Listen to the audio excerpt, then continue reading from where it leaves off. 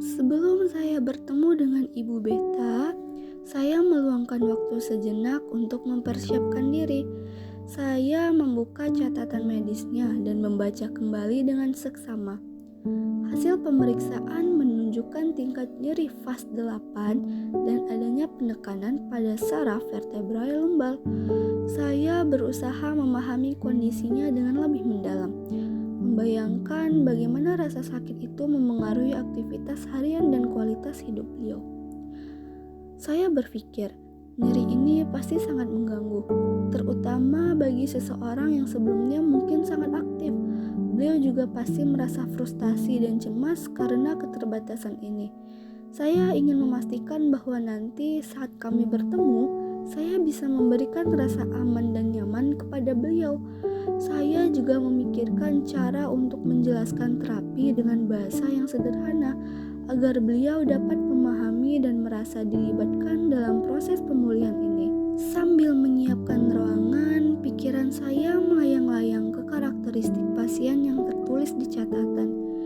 Ibu Beta dikatakan sebagai seseorang yang sensitif, cemas, mudah stres, dan cepat gelisah. Saya berpikir, saya harus berhati-hati dalam berkomunikasi. Nada suara saya harus lembut dan penuh empati, agar beliau merasa tenang. Saya juga memutuskan untuk memperbanyak senyuman dan kontak mata yang hangat agar beliau merasa dihargai dan didukung. Dalam hati saya berdoa agar sesi terapi ini bisa menjadi langkah awal yang berarti bagi beliau. Saya ingin memastikan bahwa beliau merasa didengar, dimengerti, dan optimis terhadap proses pemulihan. Setelah semua alat siap dan ruangan terasa nyaman, saya menarik nafas dalam-dalam, mengumpulkan energi positif, dan bersiap menyambut Ibu Beta dengan hati yang penuh semangat.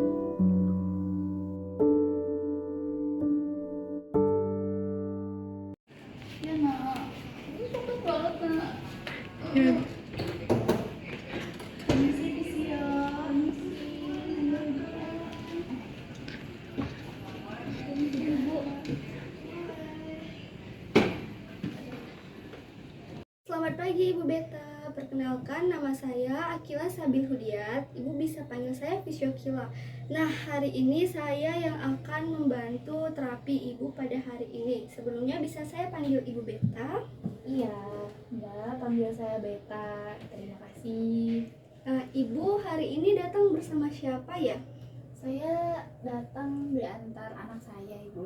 Wah, baik sekali. Ibu pasti senang dan nyaman ya karena diantar dengan keluarganya. Nah, sebelum kita mulai, saya ingin memastikan gimana tadi perjalanan ke sini? Nyaman. Hanya saja kalau duduk terlalu lama, punggung saya terasa lebih sakit, Mbak. Oh iya, Iya. kalau begitu sebelumnya kita coba cek fasnya dulu ya. Saya ingin tahu seberapa nyeri yang ibu rasakan. Nah, caranya itu semakin ke kanan itu maka semakin tinggi rasa sakitnya. Boleh? Silahkan. Iya, boleh saya pegang, Mbak. Boleh.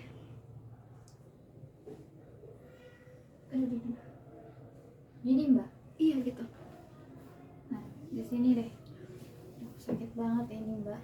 Wah, dari hasil fasnya dan yang ibu sampaikan tadi itu sakitnya sangat serius ya ibu. Itu sakit sekali. Pasti ibu tidak nyaman ya.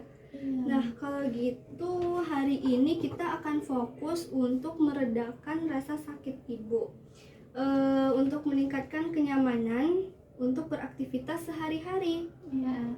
Kalau ibu nanti merasa kurang nyaman, ibu bisa bilang ke saya ya soal terapi. Oke, baik, Mbak.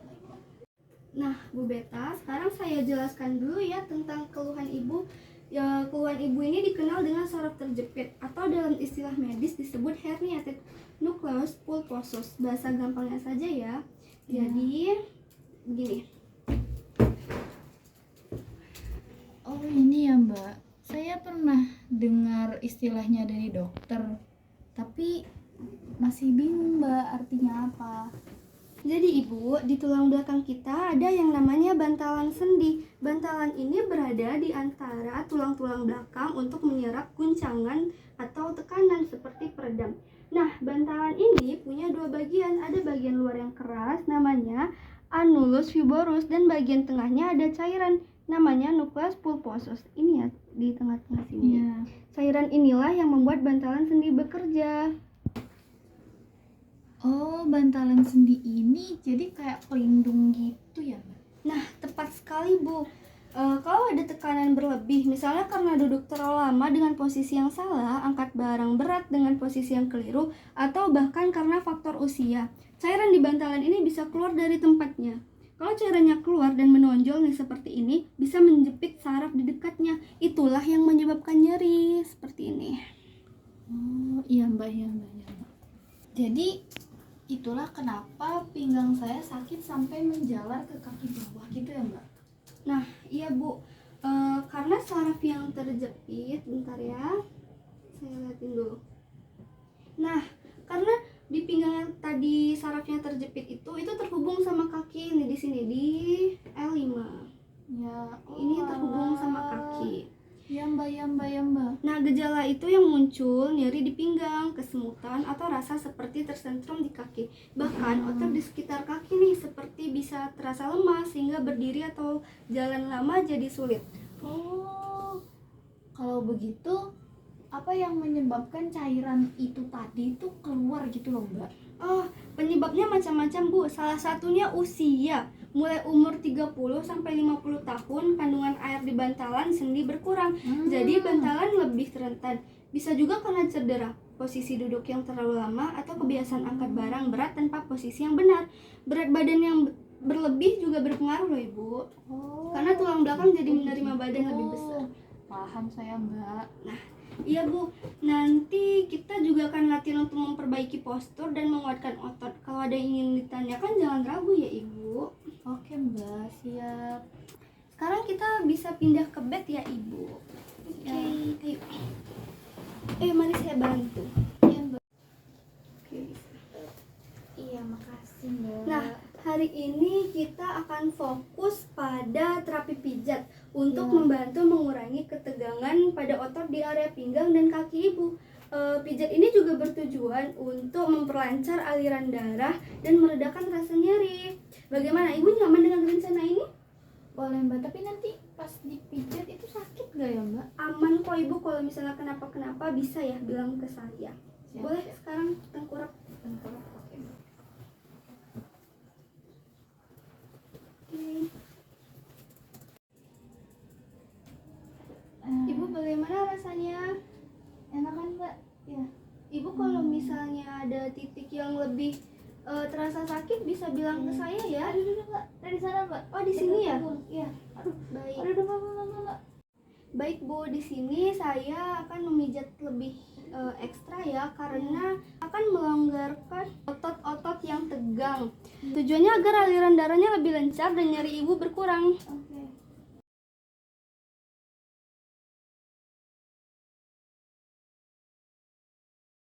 Oke, sudah selesai Ibu. Bagaimana rasanya sekarang? Pinggang saya jadi enakan Mbak. Mbak kaku kayak tadi. Selanjutnya kita akan melakukan latihan yang bernama cobra stretching ya Ibu. Cobra stretching. Iya benar. Kayak ular gitu ya saya? Iya benar, kurang lebih seperti itu. Latihan ini membantu mengurangi nyeri di area pinggang ke bawah, sekaligus melatih fleksibilitas tulang belakang. Ibu sudah siap? Siap Mbak, siap. Gimana ini Mbak saya? Pertama ya sudah, lalu posisi badan Ibu rileks ya. Kedua tangan letakkan di samping bahu dengan telapak tangan menghadap ke bawah. Benar sekali Ibu.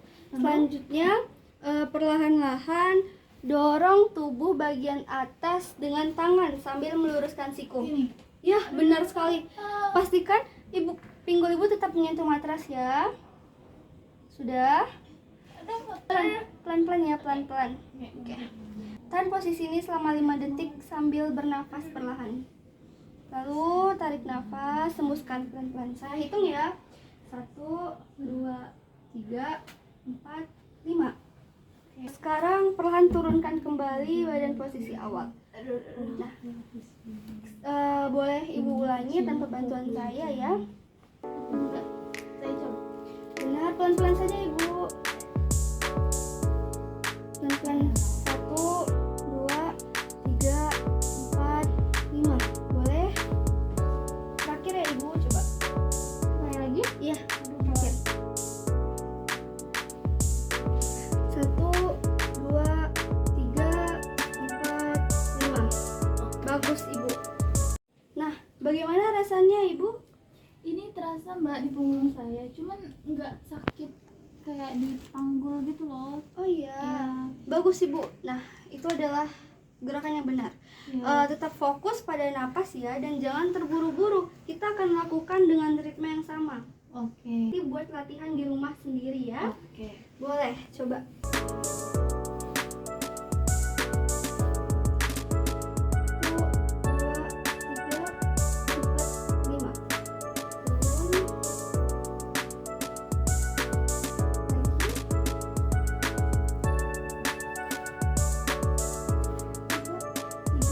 Sudah. Bu, kira-kira sudah bisa? Sudah Mbak, sudah Oke, bisa. baik. Baik Mbak, terima kasih banyak. Oke, sama-sama Ibu. Saya senang bisa membantu. Kalau ada apa-apa jangan ragu untuk menghubungi saya ya. Baik Mbak, baik. Nah, Bu Beta, terapi hari ini kita sudah selesai. Bagaimana perasaan Ibu setelah sesi ini? Lumayan lebih enak Mbak, tapi masih ada sedikit gitu sakitnya di sini. Bagus sekali. Kalau sudah ada perubahan, meskipun sedikit, perubahan yang konsisten itu tanda yang baik kok Ibu. Untuk di rumah saya akan berikan beberapa latihan sederhana seperti yang tadi kita lakukan. Lakukan perlahan, jangan terburu-buru. Apakah Ibu ingin saya tuliskan gerakannya? Iya tolong Mbak, biar saya ingat gitu. Oke. Itunya apa aja. Tentu Ibu, bentar ya, saya ambilkan catatannya terlebih dahulu. Baik. Nih Ibu catatannya, ini bisa dilakukan sebanyak 2 kali sehari. Ya. Kalau ada pertanyaan atau kesulitan, Ibu bisa menghubungi ya, kontak di bawah ini. Oke, Kontak oke klinik. Mbak, baik. Terima kasih banyak ya Iya, Mbak. sama-sama Mbak. Jaga Mari. kesehatan ya, dan saya tunggu pada sesi berikutnya. Oke, mari Mbak. Oke.